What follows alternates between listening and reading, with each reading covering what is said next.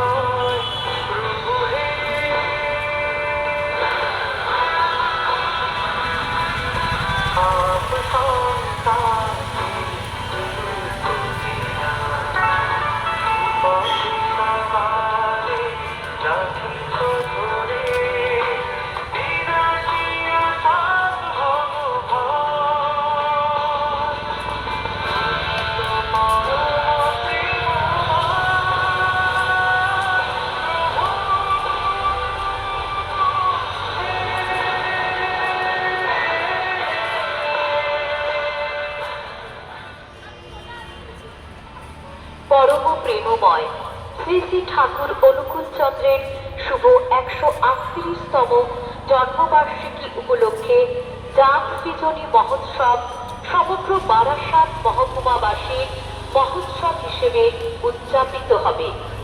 ইংরাজি 25শে ডিসেম্বর